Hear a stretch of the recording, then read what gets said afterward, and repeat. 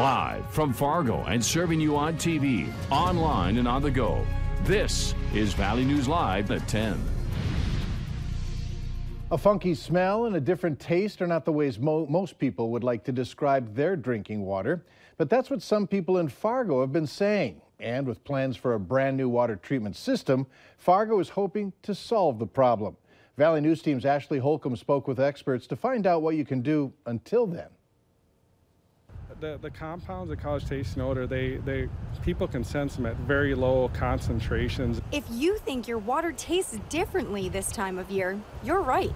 Fargo's Water Utility Director Troy Hall says they typically see more water complaints in the spring. We're doing everything we can to get rid of the taste and odor right now, but the tools we have aren't quite taking care of it. It's a little off, we do know that. Hall says Fargo's new water treatment system should be up and running by the end of August. Later on this year, we'll be able to actually test for compounds and look at what's coming in. We'll actually know the concentrations, if any, coming in on the river. We'll be able to tell, are we taking it out or not taking it completely out. And so the hope is, this new plant will help us out in these types of events. While experts here are doing their best to prevent and respond to any complaints, there are a few options to consider before the new plant is up and running. Add a carbonated whole house filter that helps absorb any contaminants in the water and helps with the taste and the odor. Tony Gray says the average price is about $400. But for $200 more. You can also put an RO system in, which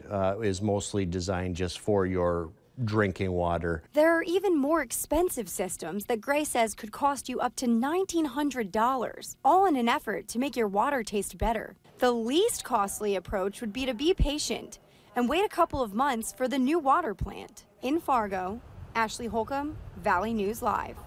Fargo city leaders are expected to take up funding for the new plant next week when they're planning to issue $98 million in bonds. It's been nearly 4 years since Andrew Sadek's body was found with a gunshot wound to the head. An upcoming hearing may bring his parents closer to a long-awaited civil trial for what many call a wrongful death. Sadek was a confidential drug informant, and some people say he may have been killed because of that. The Sadek's family lawyer, Tim O'Keefe, says in order for the Sadeks to have the best chance for a fair trial, he wants Andrew's former school, NDSCS, to hand over records of their investigation. The records at this point are not open to the public, and O'Keefe says since the parents are victims, they should be allowed to see them and keep them confidential.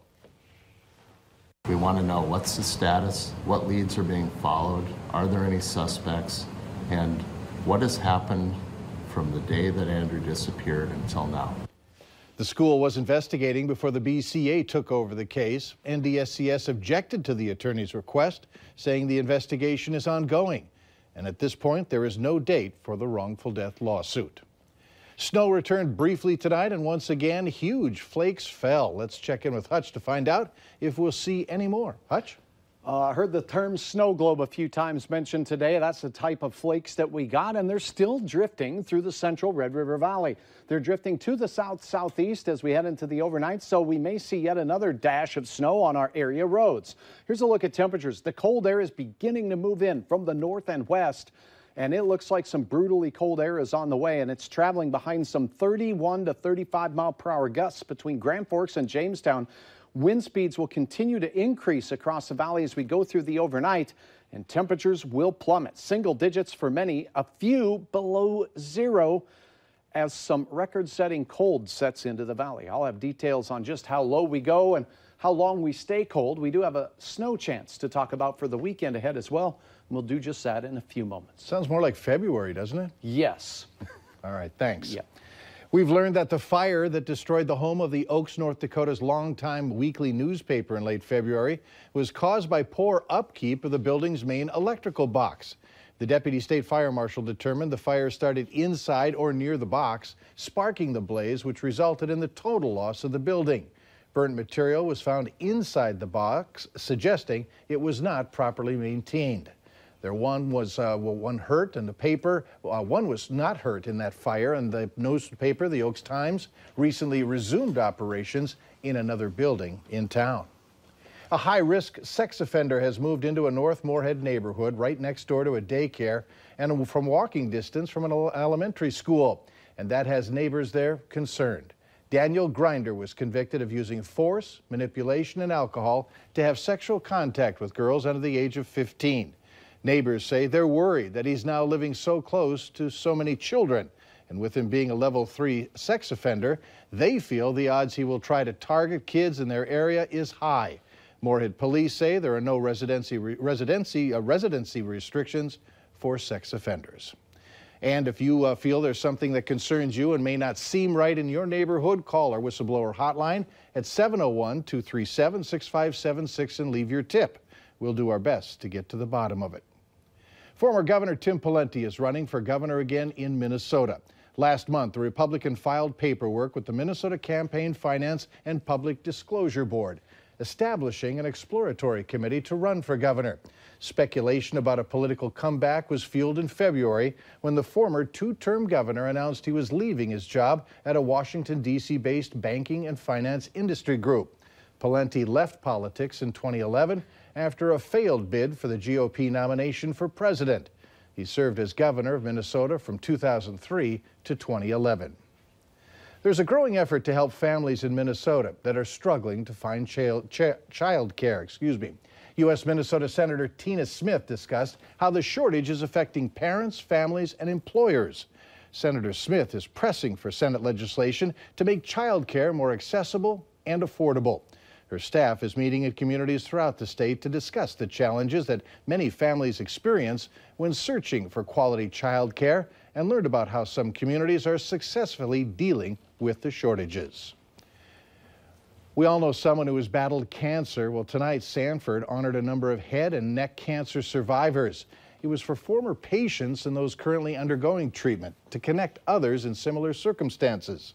Some cancer patients and survivors may have bouts of depression. They may also be dealing with the effects of cancer treatments like scarring, disfiguring, or social isolation. But tonight was all about sharing and encouraging others. Oh, about 4 or 5 months right now for the throat cancer. Yeah. And now I'll finish up on prostate tomorrow. And I'm sure I'm going to be good. Nearly 24 survivors attended tonight's event. Also at the Avalon Event Center tonight was the Essentially Yours fundraiser for the NICU expansion project over at Essentia Health in Fargo. It included a social mingle served up with delicious appetizers, games, a silent and live auction. The changes come out of years of working as a level 3 NICU and having exceptional care, but it's always been in very tight quarters. And so staff and the leadership decided it was really time to move towards a more family-focused care, and that meant having private rooms and a better space for families to be. And you may have recognized a familiar face right there. Tonight's event was emceed by Valley News Team's Lisa Bedeau. We're nearing the time of year when our kids will be more active. Later on Valley News Live at 10, signs that they may have suffered a concussion and what you can do about it. Up next, why you should question the effectiveness of those shots to save people from opioid overdoses.